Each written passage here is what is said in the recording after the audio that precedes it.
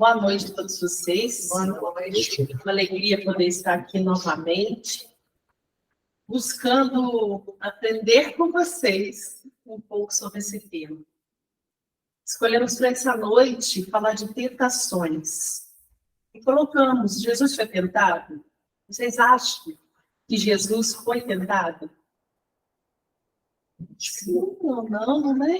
Vamos saber essa noite, me ajudem aí a resolver esse dilema, porque nós sabemos que nós somos tentados todo o tempo, mas não é por algo externo. A gente também sabe disso. Não tem nada no mundo que me tenta se não tiver a propensão de querer estar em posse daquilo. E isso pode ser material ou imaterial. Se eu sou aquela pessoa sedenta de poder, qualquer possibilidade de ganhar o poder vai ser uma tentação para mim. E para que eu não erre, eu vou ter que me segurar muito. Então, nós vamos precisar conhecer algumas questões dessa passagem. Porque a passagem está em Mateus, capítulo 4, versículo 1. Boa noite. Versículo 1 a 11, que nos diz assim: Então Jesus foi conduzido pelo Espírito ao deserto. Jesus tinha começado o seu messianato, começado a sua obra lá perto dos 33 anos, dos 30 anos. Jesus estava no começo.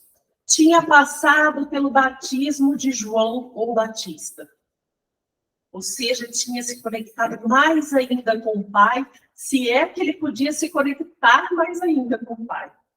Mas sempre que a gente faz esforço e quer mais, a gente se conecta um pouco mais. Mesmo sendo Jesus um espírito puro. A gente não pode esquecer que ele era um espírito puro. O espírito puro é aquele que não é dado a falir, a errar. Ele vem para a missão, cumpre a missão no tempo que é preciso e depois volta. Volta para onde? Para o mundo espiritual em busca de outra missão. Ele não vai tirar férias e descansar, não. Ele já sai daqui com outra missão agendada. Não é assim? Então, esse é Jesus. E se fosse eu, ia pedir mais tempo, ia pedir mais ajudante, ia pedir mais férias depois, que ele está exausto. E mesmo assim, ainda ia voltar reclamando que porque todo mundo não quis, é que eu não consegui. Jesus não reclamou da gente nenhuma vez. Ele sabia bem com quem ele lidava. Ele sabia antes de vir. Por isso ele não reclamou. Ele não pode falar assim, mas eu não sabia. Ele sabia. Porque ele nos conhece cada um pelo coração. Ele sabe bem como funciona a nossa mente. Ele sabe bem o mundo que a gente está encarnado. Ele sabe bem as dificuldades, os desafios que a gente passa. Ele conhece isso tudo. Não é novidade para o Cristo, para Jesus, as condições que a gente enfrenta aqui. Então, esse Espírito, depois de ter sido batizado, João Batista, e a gente lembra, né? Quando a gente vai para o centro espírita, a gente fala assim, vou para lá, porque depois a minha vida vai mudar. Tudo vai resolver. Tudo vai ficar maravilhoso. Tudo vai dar certo. É assim que a gente fala? Aí a gente pensa, que ilusão, né? Não mudou nada. Mudou? Ou para alguém mudou? Continua o desafio, continua a dificuldade, continua os problemas familiares, continuam. O que mudou? O nosso olhar, o nosso entendimento. Os nossos ombrinhos ficaram um pouco mais fortes. A nossa paciência mais extensa. A nossa vontade um pouco mais dilatada. Mas as situações, às vezes, não mudaram em nada. É um que melhora um pouco, mas aí é outro que piora um pouco. É um desafio que vem desse, depois vem do outro. Porque todos nós estamos no movimento de crescimento. Jesus tinha sido batizado. Se fôssemos nós, claro que o Espiritismo não tem batismo. Mas esse batismo aí é como se as coisas tivessem mudado, tivessem entrado num novo momento, tivessem entrado numa nova proposta. Então é como se a gente tivesse entrado no Sempre Espírito. Olha, se abre algo. Jesus tinha sido batizado e começa a ser tentado por Espírito.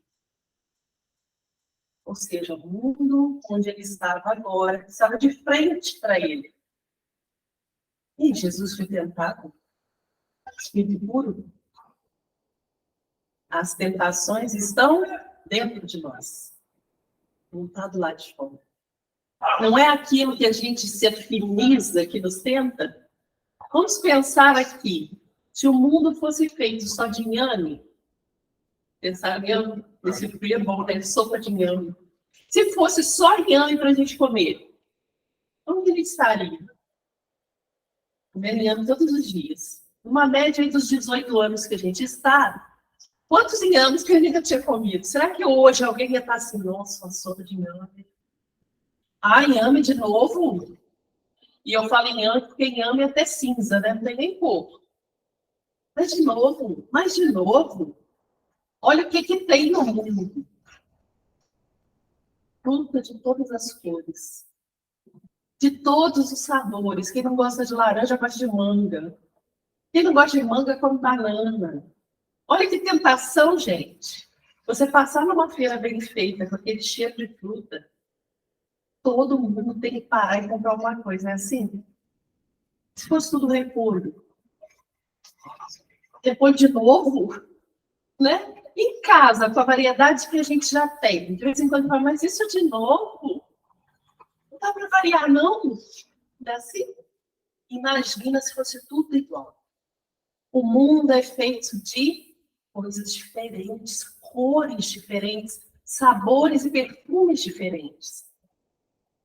E aí foi perguntada a espiritualidade, por que essas tentações que tem do lado de fora?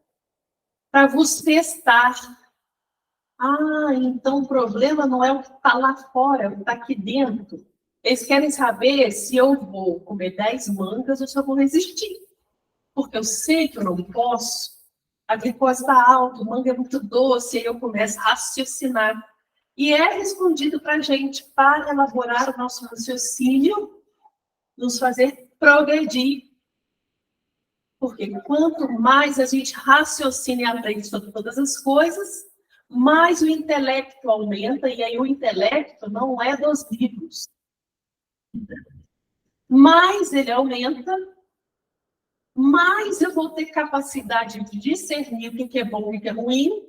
Se eu tenho glicose alta, que eu tenho diabetes, como que eu vou comer semana inteira uma fruta muito doce? A minha irmã, uma vez, ela estava grávida e resolveu ser saudável, justamente naquele momento. E resolveu fazer suco. Vou fazer suco, porque suco é suco saudável, nunca tinha tomado suco direito. Era uma briga desde pequena. É aquela criança que não gostava de legumes, de verduras ou de frutas. Era. Como diz, para que verde, gente? Para que as coisas verdes? Então, ela resolveu ser saudável naquele momento e resolveu fazer suco. De quê? Laranja, cenoura e beterraba. A glicose foi lá em cima. A médica falou, o que você fez nesse mês? Não fiz nada, estou comendo super saudável, estou comendo suco. De quê? Justamente laranja, cenoura e beterraba. Aí a médica falou, corta isso. Realmente cortou aquilo, ela achou. Ou seja, as tentações estão à nossa disposição. Por que eu fiz esse suco? Eu acho o mais colorido possível. Esse colorido. Chama a nossa atenção. Então, nós, diferente de Jesus, porque se para Jesus nada que acontece é novidade, porque ele já passou por isso.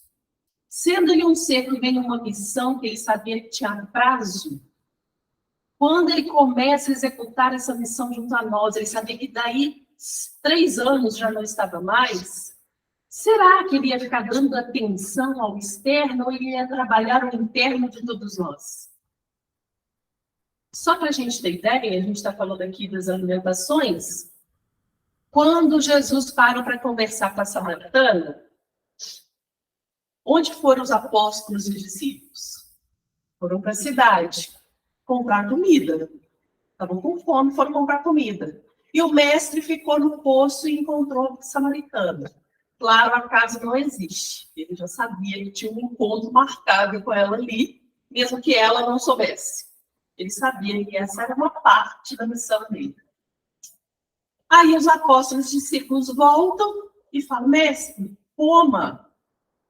E ele fala, não, a minha fome é a fazer a vontade daquele que me enviou. Naquele momento ali, que ele já estava viajando dias, cansado, ele falou que não estava com fome, no momento que ele podia ser tentado por essas coisas. Mas esse, como diz aqui, esse espírito achou que podia tentar Jesus. E aí a gente vai ver se a gente acredita mesmo no que está escrito aqui. Mas não é o evangelho, não tem que acreditar, a gente tem que entender. Entender o que está escrito aqui. Ele achou que poderia tentar Jesus e leva Jesus ao deserto para ser tentado. Após ter jejuado 40 dias e 40 noites, teve fome. Ah, mas eles foram 40, né, gente? Ficar 40 dias é demais. Aí só estavam alguns. Aí a gente começa a pensar assim. Primeiro, será que algum espírito, qualquer um que pudesse imaginar, teria condições de pegar um Cristo, à força, e falar, vamos, que eu vou te levar para o deserto? Teria? Não. Né? De jeito nenhum. Não teria como fazer isso com o Cristo, que é o governador da terra. O Cristo teria como fazer isso. E ele não fez. Ele não obrigou ninguém a nada. Livre-arbítrio para todo mundo. Por que algum espírito ligado à terra, porque para agir na terra tinha que ser um espírito ligado à terra, imperfeito, porque, pela história que está aqui, não respeitou o livre-arbítrio de Jesus. Imperfeito, pegaria um Cristo e falaria, vem para cá que eu vou te tentar. Tem muitos argumentos ótimos para isso. Vamos pensar, gente, não somos perfeitos. Se alguém chega aqui falando, ó, vamos embora, você não pode ficar aqui. Mas por quê? Vou ficar, quero ficar. A gente já ia resistir, imagina Jesus. Então, aqui já tem alguma coisa estranha. E por que vai para o deserto?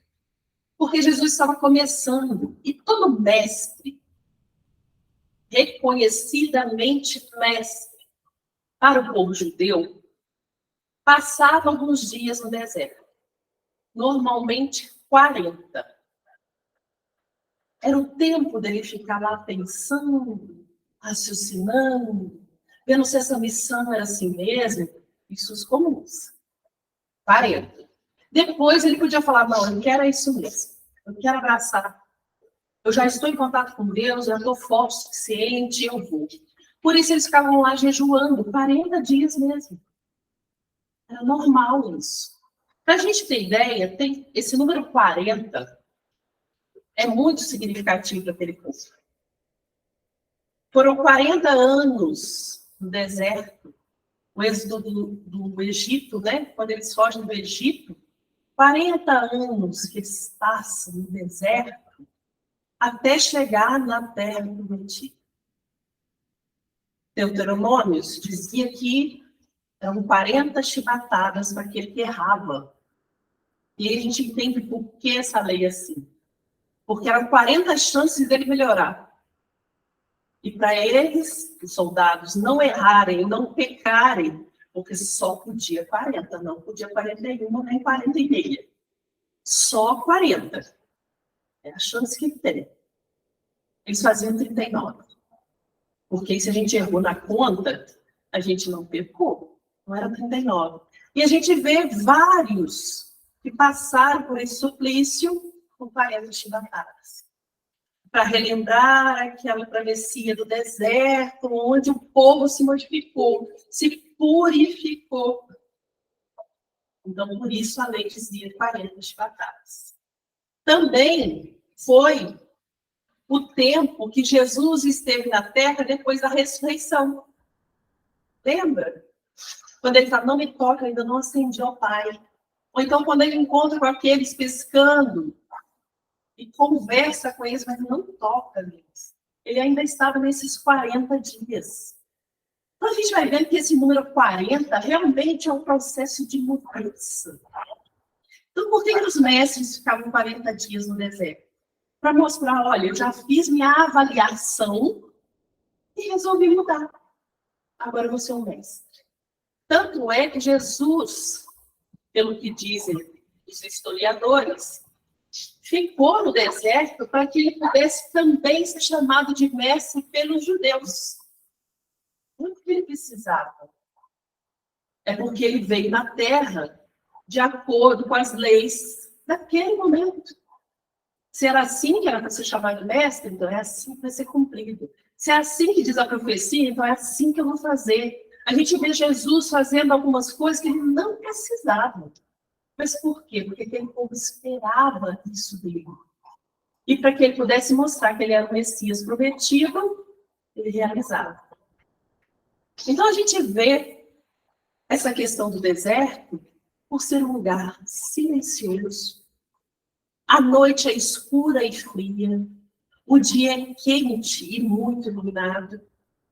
Para que ele pudesse passar por essa variação. 40 dias ia estar mais frio, mais quente. E ele ia viver aquilo tudo ali para ver se ele não desistia. Porque se ele passasse por essas condições, além de tudo sem alimentação, porque ele estava fortalecido, consciente do que ele poderia passar depois. Então os mestres iam para lá para mostrar também para os seus seguidores: estou pronto para os desafios do mundo. Estou pronto para passar com vocês o que for. Seja fome, seja sede, seja frio. Estou pronto. Então, Jesus também deve ter feito essa estada no deserto por isso. O que é dito para a gente também? Se és filho de Deus, então esse espírito, né, que algumas traduções traz como demônio, outros traz como Satanás. E aí a gente lembra que no Antigo Testamento não fala diabo, fala demônio e Satanás. Por quê? Essa palavra traduzida quer dizer empecilho, aquele que impede, aquele que é uma pedra de tropeço, aquele que impede o seu caminhar. Não existia a palavra diabo, porque tem outro significado. Porque aí sim, para o Ocidente, passou como espírito ruim. E aí a gente pensa, o que seria então essa figura? Qualquer coisa que impedisse a nossa caminhada no bem. Ah, o orgulho? Sim, o orgulho. A má vontade? A má vontade. O mal querer? Sim. Qualquer coisa que impedisse. Então, quando a gente muda a palavra, a gente muda o sentido. A gente precisa ter cuidado, né, com isso. Porque se a gente for procurar no Antigo Testamento, por exemplo, essas pessoas, nada dizia a palavra diabo. Não existia. Então, é um empecilho. Quando Jesus fala, afasta de mim, Satanás, afasta de mim esse empecilho, essa tentação, esse tormento, eles entendiam, né? Então, ele começa a falar com Jesus. Se és filhos de Deus, diz para que essas pedras se tornem pães. Você está com fome? Você não é poderoso? Você não sabe todas as leis? Transforma essas pedras em pães e come. Então, a primeira tentação do Cristo foi da posse dos bens materiais. de acordo com o nosso evangelista Mateus, dos bens materiais que supririam rapidamente a fome dele. Porque se a gente pensar no pão, a gente come, daqui a pouco está com fome de novo. Não é assim? Principalmente os nossos agora, que de farinha quase não tem mais nada, né? Quando você aperta, ele murcha, porque por dentro está meio louco. Então, quando começa a tentar ir nos bens materiais, a gente volta para Jesus. É Jesus? Será que ele queria bens materiais? Será que ele precisava de bens materiais? Será que essa seria a tentação ideal para Jesus? A gente fica pensando, né, se esse espírito realmente existiu, ele não sabia com quem estava falando. Será que ele não sabia? Se ele era um que sabia se és filhos de Deus, será que ele não sabia mesmo? Porque para tentar Jesus dessa forma, tinha que desconhecer a natureza do Cristo. Se o Cristo, quando encarnou, podia ter escolhido qualquer família, ele escolheu a família mais simples, do lugar mais simples, para ter as vestimentas mais simples, as sandálias mais simples, a casa mais simples. É agora que ele está começando a sua missão, que ele vai se interessar pelos bens materiais. Ou seja, essa não foi uma tentação suficiente para o Cristo. E Jesus responde: não somente de pão viverá o homem, mas também de toda palavra que sai da boca de Deus. Ou seja, não é minha fome mesmo a comida. A minha fome é fazer a vontade daquele que me enviou. E qual era a vontade do Pai para com Cristo? Ide por toda a terra e evangelizai toda criatura. Leva o evangelho, leva a verdade, leva o consolo a todas as pessoas. E para isso não precisa de matéria, só precisa de fala, de sentimento, de entrega. Então Jesus não precisava da matéria. Então não serviu para ele. Talvez servisse para nós, né? A gente ia falar, não quero essa matéria, não quero essa matéria. Mas ia chegar um ponto que ele ia nos apresentar algo e a gente já não interessou. E aí a gente ia começar a usar várias desculpas também, né? Não, mas não é só para mim, não. Eu preciso de uma casa de 10 andares. É porque eu tenho uma família grande. Aí a gente ia dar uma desculpa qualquer. Para justificar aquela tentação que é minha.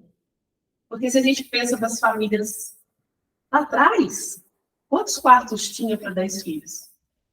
Outro dia a gente estava conversando e falando do almoço de domingo, né? A gente sabia que tinha visita em casa quando abria a geladeira e tinha uma Coca-Cola. Opa, vai ter visita. Se tivesse pudim, então, aí a visita era mais importante, né? Aí a gente sabia, vai ter visita e era até os importantes. Deixa eu me arrumar.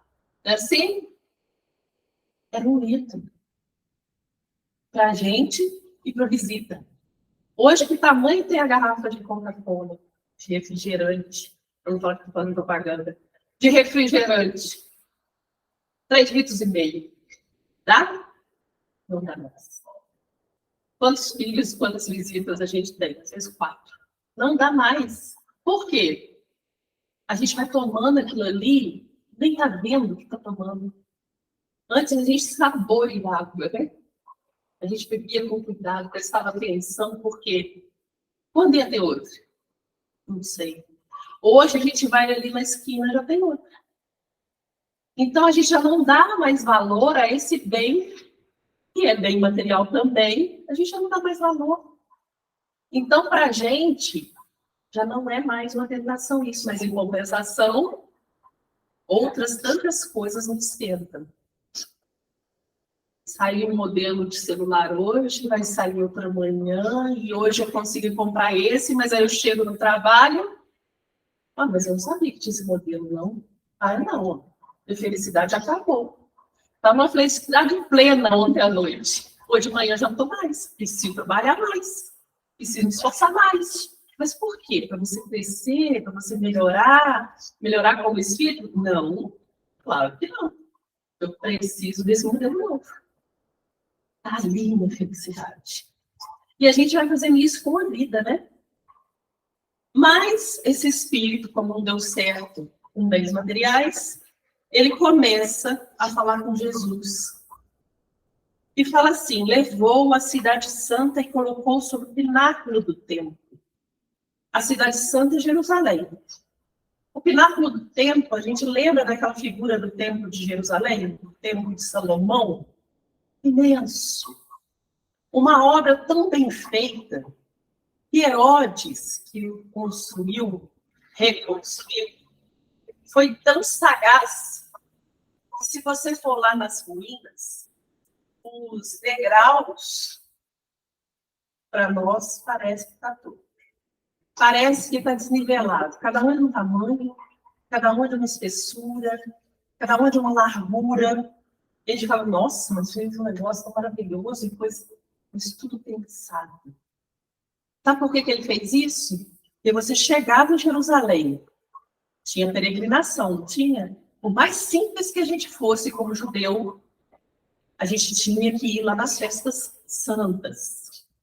E a gente chegava em Jerusalém, que já era a grande capital. Imagina aí a capital que vocês querem ir, imagina você chegando lá. E aí você deparava com aquele templo imenso.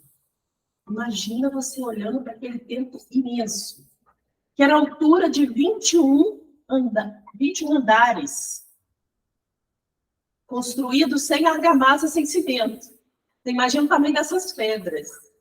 Você chegar e dar de cara com aquele muro daquele tamanho. Imagina a sua cabeça lá na cidadezinha, né? Maravilhado. O que você vai querer fazer? Tem que entrar nisso aí logo. Gente, que coisa linda. Vou entrar. Porque as pedras também não eram qualquer uma. Eram as pedras colocadas para que, quando desse a tarde, ela brilhasse e ficava todo dourado. Até hoje, Jerusalém, à tarde, era dourada. As pedras de lá são assim. Fizeram-se essa escada desse jeito porque você não tem como correr para chegar lá. Se você correr, você cai. Então, você tem que subir devagar e olhando e querendo muito entrar. Muita vontade, para você ficar cada vez mais maravilhado. Olha que cabeça deles. Imagina se tivesse trabalhado em nome do Cristo. Né? E assim foram todas as obras que ele fez. Então, ele fez isso e esse espírito imagina que Jesus também é maravilhado com aquele tempo. E aí ele leva para o pináculo. Por quê? A construção do templo é reta, é uma baixada. Só que, por exemplo, tem o desnível do terreno. Então, imagina assim, tem um muro de arrimo, né? Um templo com muro de arrimo. Tem um muro de arrimo de um lado, tem um muro menor, do outro tem um muro maior. Fazendo a base desse templo. Então, o templo está aqui, aqui tem um muro maior e aqui um muro menor. O pináculo era esse maior, onde dava para você subir lá, olhar todos os lugares. E, além disso, olhar lá para baixo e ver a altura disso tudo. Era um lugar considerado importantíssimo, porque ali algumas resoluções da sociedade eram feitas. Ou seja, o poder. Então, quando ele leva ele para lá, ele diz assim, olha aqui, tá vendo isso tudo? Eu vou te dar qualquer poder que você quiser sobre a terra. Tudo vai ser seu. Realmente, esse espírito não conhecia Jesus. Ele fala para o governador da terra que tudo vai ser dele. Jesus vai até falar, mas filho, eu fiz, né? Já é, né? Mas ele não conhecia e ele tenta Jesus desse jeito. Olha o poder. Olha tudo que você vai ter. Eu que vou te dar. Quantas vezes a gente tem tudo que a gente precisa? E chega alguém e fala assim, não, você precisa de mais. Você precisa de mais, você precisa de poder. Não basta ser, tem que mostrar. Não é assim? Você pode ser um espírito estudioso, mas se você não mostrar, ninguém vai te dar valor. Você pode ser o melhor profissional, mas se você não fizer uma boa propaganda lá no Instagram, não adianta. E aí a gente vai entrando nisso, né? E aí tem profissionais hoje que trabalham um pouco, mas fazem muita propaganda. E aí quando você contrata, não dá certo. Mas se falar que era bom, é onde falou? Né? Ele mesmo falou dele. Jesus não precisava falar dele. Ele era bom. Não precisava fazer propaganda dele, então ele não precisava desse poder. Ele não precisava ficar conhecido em lugar nenhum por ser Jesus. Ele ficaria conhecido pela obra. Aí a gente fica pensando, a gente como espírita precisa ficar conhecido. Por quê? Pelo espiritismo, pelo evangelho. Não importa o nome, porque o nome também termina com a gente. E depois, em outra encarnação, a gente vai ter outro nome. Mas aquilo que a gente aprendeu vai por toda a vida. Se existe um poder que a gente pode perdurar por toda a existência, é o poder do aprendizado. Esse a gente leva a qualquer lugar. Mas eu vou encarnar na China, eu nem sei se tem espiritismo lá, mas o espiritismo já está em você. Pode nem usar na próxima encarnação. Está. E tudo que você olhar, você vai olhar com um olhar espírita, mesmo que lá a religião tenha outro nome. Não tem alguns que são voltados, com o olhar voltado para a parte espiritual, estando em outras religiões, aqui no Brasil? Na igreja católica, na igreja evangélica. E aí? Talvez o espiritismo já esteja dentro deles. Só estão em outra religião. Ah, mas por quê? São missionários lá também. Precisa. A gente não tem que criar problema porque o outro está em outra religião. O que vai ser perguntado não é o nome que ele tinha na religião dele, vai ser perguntado é o que ele fez com tudo isso. Quando a gente chega no mundo espiritual, ninguém pergunta se você foi católico ou espírita. Espírita para cá, católico para lá. Não. O que você fez onde você foi localizado? Então, quando ele fala isso para Jesus, ele demonstra realmente que ele não sabe quem é o Cristo. Mas ele continua. Se essa não deu certo, ele vai continuar. Se és filha de Deus, lança-te para baixo, pois está escrito: ele dará ordens aos teus anjos a teu respeito, e sob tuas mãos irão sustentar-te. Ou seja, ele leva ele lá para cima e fala: olha o mundo aqui, pode pular, pula. Os anjos vão chegar e vão te pegar. E a gente continua acreditando nisso, né? Eu sou filho de Deus, eu posso fazer qualquer coisa, que no fim Jesus dá conta. Preocupa não. Não se esforça não. Quando eu chegar lá, eu falo: Jesus. Aí ele mesmo diz: não é por dizer Senhor, Senhor, que será salvo. E a gente continua acreditando nisso. Ah, não, reza para Maria. Ela é mãe dele, ela dá um jeitinho. E a gente coloca em Maria aquilo que a gente devia fazer. Não adianta pular. Deus não vai mandar anjo te segurar se você, pelo seu livre-arbítrio, resolver pular. E aí a gente fica pensando: quantas pessoas pulam em questões que ela não tem como saber? E aí não é só pular fisicamente, né? Entrar em situações que ela não tem como sair, acreditando que por um milagre alguém vai consertar. Não, eu posso falar o que eu quiser com as pessoas, que depois me sinta aquele companheiro da casa filha, e vai lá e ajuda. Ele vai lá e fala: não, ele estava nervoso. Não. E aí eu vou falando o que eu quero. E a outra pessoa vai me escutando. E tem sempre alguém para consertar. Eu mando ela para o diálogo fraterno. É assim que a gente faz. Mesmo na doutrina espírita. Aí, Jesus fala: ele dará ordens aos seus anjos a teu respeito. Mas, Jesus falando, diz: não tentarás o seu Senhor. Não tentarás o seu Senhor. Não fica testando Deus, não. Não fica testando, não. E a gente não sabe também até que ponto a gente conhece Deus. E se a gente conhece, né, até o ponto que a gente conhece, a gente já sabe que não é para isso que Deus existe. Foi dando a vida, traja com misericórdia, mas também com justiça, com amor, sim, mas sabendo pesar e medir os nossos motivos. Então, será mesmo que a gente pode ficar testando Deus dessa forma? Se Jesus mesmo falou que não tentará o vosso Senhor. E tentar aqui não fica duvidando. Não duvida. Acredita em Deus. E se você acredita em Deus, você acredita nos mandamentos.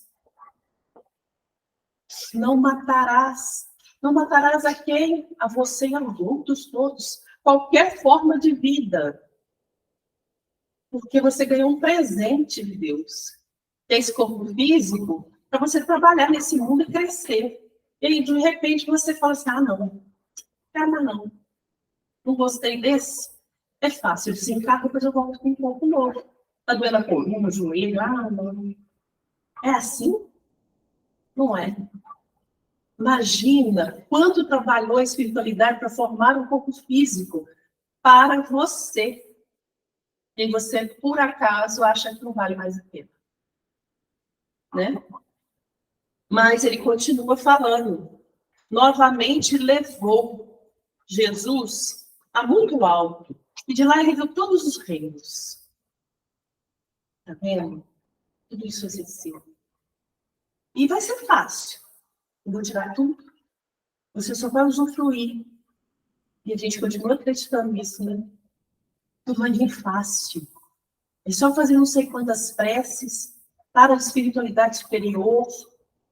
Eu tô aqui, eu não cuidei do meu corpo, mas depois eu faço prece para Bezerra. Ele era médico, gente.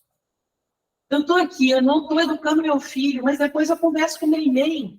Eu sabia bem sobre isso. Mas eu não quero estudar. Não tem problema, não. Depois o André Luiz conta para a gente como foi. E aí a gente vai deixando para esses filhos, porque a gente acredita na facilidade. Essa foi a terceira tentação. A facilidade na vida. Não preciso fazer, não. Faz prece lá para mim. Você vai lá? Vai lá no Jerônimo? Faz prece lá para mim. Então você faz para mim. É isso que eu respondo. Não faz para mim. Eu faço para você, você faz para mim. Porque aí, pelo menos, se a pessoa não fizer, ela vai ficar assim, ela está fazendo prece lá e eu não estou fazendo a minha. Então, automaticamente, ela vai querer fazer uma prece, nem que seja para o compromisso assumido comigo. Se ela não consegue cumprir o compromisso com ela.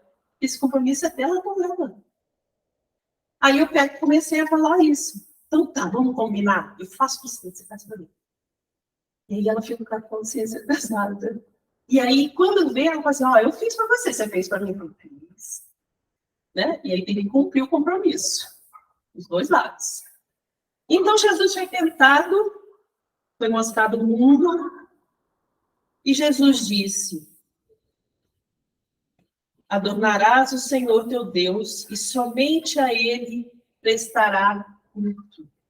Então, eu não tenho que cultuar você que está dando uma vida fácil para mim. E aí a gente fica pensando, quantas vezes a gente deixa que o outro comande a nossa vida porque ele está me dando facilidades. E aí a gente pode pensar no trabalho formal, no trabalho espírita, qualquer um deles. E aí a gente começa a pensar, né? Não foi dado raciocínio, não foi dado livre-arbítrio, não foi dado oportunidades de esclarecimento. Está tudo nesses livros. E por que eu estou deixando que o outro me conduza? E é por isso que o Espiritismo não tem sacerdote. Para que ninguém conduza ninguém. A gente vem para cá, faz o estudo e tudo. Mas não é uma condução de pensamento. É trazer o que a gente estudou para que vocês olhem e falem assim, isso faz sentido. Ou não faz sentido nenhum. Né? Não é uma condução para um lado só do pensamento, até porque todos nós estamos em aprendizado contínuo. Alguns aprofundaram mais, outros aprofundaram menos, mas todos nós temos capacidade de aprender. Já somos seres inteligentes da criação. Ah, mas eu não estudo, talvez, o Evangelho tão profundamente. Tá, e você estuda? Não está melhorando a sua interpretação? Então, isso é interessante, isso é importante. Então, nessas 3 tentações, a gente tem que pensar que nenhuma delas valeu para Jesus. E por que nenhuma delas valeu para Jesus? Os desencarnados responderam. Sabe por quê? Porque dentro de Jesus não tinha nada que ele pudesse ser tentado. Todas essas propostas, não é porque ele já era o mais poderoso da Terra, não é porque ele já tinha tudo que ele pudesse querer, não é porque ele poderia transformar o que ele quisesse, não quebrando nenhuma lei divina, pela manipulação da matéria. Ele poderia, mas não fazia sentido nenhum ele fazer todas essas coisas, se a missão dele aqui era consolar. A missão dele não era transformar pedra em pão. A missão dele não era uma plaquinha de pertence a Jesus em nada. A única coisa que ele queria que pertencesse a ele eram os corações humanos. E para isso, era um trabalho incessante de esclarecimento, e não de poder. Ele poderia ter olhado para a gente e falado assim: você vai se melhorar agora, eu vou te modificar agora. Ele que poderia não fez. Então, seria um espírito, que a gente sabe que para ter essas propostas não era um espírito nem bom. Seria ele que faria isso? Então, será que essa história que está aqui faz sentido fielmente para a gente?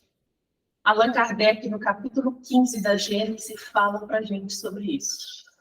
No item 53 e 54. 52 e 53. Ele diz para a gente que Jesus não poderia ter sido tentado.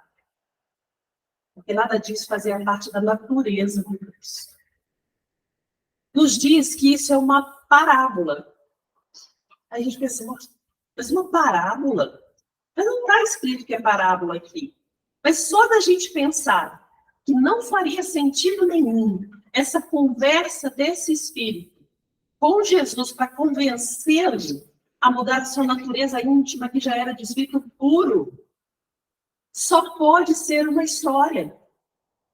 Só pode ser uma história. E por que, então, inventar essa história, gente? Não inventaram. Jesus estava, assim, talvez no deserto. Né? Estava lá no deserto. E como eles sabiam que todos os mestres iam para lá para serem tentados nas suas vontades, automaticamente, quando Jesus sai de lá, o que eles acham que aconteceu com ele? Ele foi tentado. Se ele é o mestre, o Messias prometido, todo mundo esperando, aquele capaz de tudo, então ele tinha que ter sido tentado em algo muito especial. E as coisas do dia a dia, não. Então, o que eles vão tentar, Jesus? Dá muito poder, dá muita posse, dá muito conhecimento, dá uma vida tranquila. Só pode ser isso. E aí, imagina aquelas pessoas olhando para o mestre e saindo de lá, calmo, tranquilo, consciente daquilo que ele queria fazer. Nossa, foi tentado e resistiu. E essa história começou a andar entre seus discípulos e apóstolos. Então, era uma parábola, porque queria o Cristo. Por que ele não desmentiu? Então, por que ele falou que não era assim? A gente sabe que os evangelhos foram escritos bem depois, que ele não estava mais aqui. Né? Então, talvez ele nem soubesse que tinha esse capítulo. Mas vamos supor que ele soubesse. Por que ele não desmentiu essa história? Porque se a gente olhar, uma parábola tem sempre um fundo de ensino moral. E qual que é o ensino moral que a gente tira dessa parábola da tentação no deserto? Esteja você onde estiver, nas dificuldades que forem, frente aos desafios e tentações que existem na Terra. Você pode resistir. Ah, mas eu estou passando fome. Você pode resistir ao mal. Faça o bem. Aquele que faz o bem vai te auxiliar. Mas se você fizer o mal, aquele que faz o bem pode fugir de você. O bem é tímido. Você pode estar no lugar mais inóspito. E a gente vai lembrar dos nossos amigos que às vezes não tem casa para morar. Você pode estar ali. Mas busca o bem. Alguém vai aparecer, te oferecer um banho. Quantas pessoas a gente sabe na cidade que não tem como auxiliar com mais veemência alguém, mas dá uma comida, sempre dá um almoço. A gente vê vários.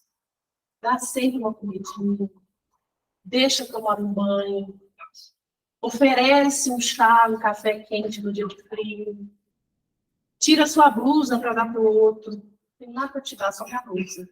Só a minha blusa. Esteja você na situação que estiver. Jesus aqui quis mostrar para a gente exatamente isso. E o livro dos Espíritos vai falar para a gente. Pode um espírito mau arrastar o outro espírito? E arrastar é levar a gente a fazer coisas erradas. Ah, mas foi o meu obsessor. E a gente é tão possessivo que foi o meu obsessor, né? Questão para a gente, é meu, tá? Não vou emprestar. O meu obsessor que me mandou fazer isso. Ah, mas você não quis, não? Não, nem estava pensando nisso. Pensando não, né? Eu estava lá dentro, só esperando um... Vai, faz. Tanto é que eles, quando se manifestam nas reuniões, eles falam, eu não preciso fazer nada de esforço. É só soltar no ouvido deles. Faz. Vai lá. E eles saem fazendo, porque já estava com vontade, só esperou e sentiu. Quantos são assim? E aí, tanto encarnados quanto desencarnados. Já viu aquela pessoa que fala assim, eu queria fazer isso. Você acha que eu devo fazer? Ela já falou que quer. E ela está te perguntando, e por que ela te pergunta?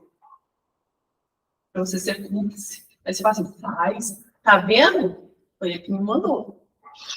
Eu só falei que ia fazer. Ele falou que era para fazer. Então, se deu errado, a culpa é do outro. Se deu certo, eu sou o máximo.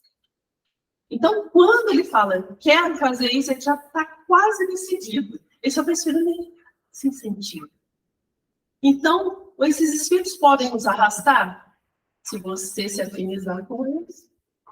Eles não vão te arrastar, você que vai com eles. Então, a gente começa a perceber que as tentações, e aí a gente entende por que Jesus não foi tentado, porque era uma parábola.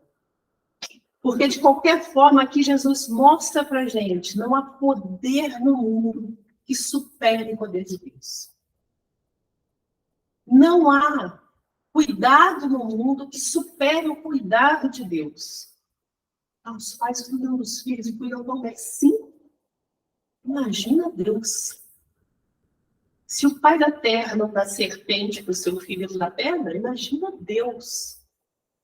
Então a gente começa a perceber que nessa história aqui, que parece uma passagem, está o ensino moral daquilo que nós íamos. E por que Jesus eles colocam isso no início do messianato de Jesus? Mostrando para a gente, tudo que você for começar, cuidado. Porque muitos vão aparecer para poder te desviar. Para falar, o que é isso? Não vai hoje não, tá frio, né? Mas, é verdade. Vou ficar em casa. Mas, poxa, eu podia ter ido. Não vai hoje não, você já foi semana passada. Né? Foi semana passada. Não vai hoje não, você já ouviu esse tema. Sendo que a gente sabe, cada um que vier aqui vai abordar de uma maneira diferente. E a gente vai deixando, né? Aqui, ó, lê esse livro, não que eu já li. Ele é horrível. Mas, poxa, eu ia ler agora, né? Eu já vi gente falando isso de Paulo Estevam. Não lê esse livro, não, que ele é grosso, ele é grande, ele é horrível. Batem o pau toda hora. Essa é a história, né? Ele não é horrível, ele está trazendo a verdade. Já ouvi falar isso. Não lê, não. Lê só o Evangelho segundo o Espiritismo. O livro dos Espíritos é muito difícil para você. Aí a pessoa assume isso e fala, não, realmente não tem capacidade. Não vou ler. E aí vai passando, as dúvidas continuam e ela não busca esclarecimento porque alguém convenceu ela que ela não tem capacidade. Será que a gente não tem? Se eu não tenho ainda capacidade de estudar sozinha, eu busco um grupo de estudo. Alguém vai me ajudar. E hoje a gente tem muita coisa boa na internet. Muita coisa boa. Tem coisa ruim também. Mas tem muita coisa boa. Então, será que a gente não pode mesmo estudar?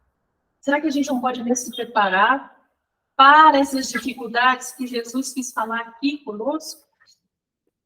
Olha, pode ser o Filho de Deus que for. Ele era Filho de Deus. Tanto é que esse espírito da nossa parábola começa falando. Você é filho de Deus. Já lembra ele disso? Qualquer filho de Deus encarnado na Terra vai passar por desafio físico, mental, espiritual. Porque a gente encarna para quê? Para reajustar, não é? Até os missionários comuns que a gente conhece têm seus reajustes. Missionários de todo dia, missionários todos somos. Não, eu não sou, não. É missionário na sua família, missionário no seu emprego, missionário na sua escola, missionário no seu espírita. Porque cada um tem uma missão. Não é o grande missionário, mas cada um tem a sua missão a cumprir. Então, a gente vai percebendo que quando Jesus nos traz esse ensino aqui, está nos dizendo justamente isso. Tem de bom ânimo.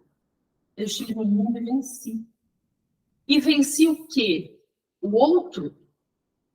Não, eu venci a mim mesmo.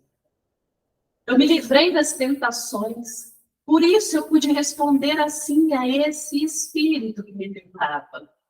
Porque eu conhecia todas aquelas coisas. E nada daquilo mais me enchia os olhos. Será que um dia a gente vai poder responder assim? Nada disso me enche os olhos. A gente já consegue frente a muita coisa. Muita coisa. Que às vezes a gente fala assim, não consigo. Consegue sim. Há muita coisa. Mas ainda faltam outras que a gente precisa trabalhar. Por isso, essa parábola nos diz, vigia. Vigia e ora. Então, é que ele começa falando, ele foi para o deserto, jejuar e orar. Vigia e ora. Porque enquanto você está preocupado em jejuar ali, é concentrar em você mesmo. Não ficar distraindo com as coisas materiais. Então faz um jejum das tentações e ora, para que você consiga executar bem a sua função. A função que você abraçou na Terra. Porque todos nós vamos ser tentados. Todos nós vamos passar por essas dificuldades, esses desafios. E lá no Caminho Verdade e Vida, a gente terminando, lá no 129, isso mesmo, lá no 129, diz para a gente a origem das tentações. E lá tem um pedaço da carta de Tiago. E Tiago é muito interessante, porque esse Tiago aqui é aquele que brigou com Paulo. Ou seja, ele foi tentado a brigar com outro discípulo, com outro apóstolo de Cristo. Ele foi tentado a estar com o Sinédrio. A gente vê isso lá em Paulo Estevão. Ele foi tentado o tempo todo. Ou seja, ele podia falar de tentações. Porque ele também venceu a cada uma delas com muito mais dificuldade do que outros que não tinham tantas tentações assim. Mas ele venceu. E ele coloca para a gente, mas cada um é tentado quando atraído e engodado pela sua própria concupiscência. Concupiscência é aquela vontade da carne, E aí a vontade da carne, seja qual for. A minha carne não quer andar, então eu quero um carro novo. Né? Seja qual for. Então, cada um é tentado naquilo que mais lhe apraz. Aquilo que mais te convida. E por isso, nesse momento que a gente perceber que a gente está de frente na tentação, a gente sabe, né, daquela vontade controlável, é esse momento que a gente para, entra no nosso deserto, e aí não é físico, no nosso deserto, repensa a vida e busca ali, nesse jejum, nesses pensamentos, algo muito melhor, algo muito maior, algo fora do contexto dessas tentações.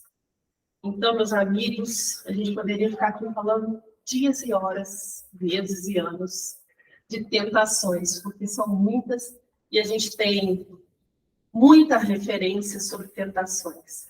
Porque tentações e aflições é o que a gente mais passa no mundo de provas e expiações. Rimou até, não era para rimar, mas rimou. Mas é verdade, né? Tentações e aflições é o que a gente mais passa. Porque nós estamos aqui justamente para sermos mais fortes, mais firmes, mais conscientizados, para que quando voltarmos, a gente possa auxiliar mais do que ser auxiliado. Fazer como Cristo. Nada disso me importa, porque a minha missão é outra. Nada disso que me ofereceu é importante para mim. A minha missão é outra. Então, agradeço muito a vocês essa oportunidade de estar aqui e espero voltar para vocês. Obrigada.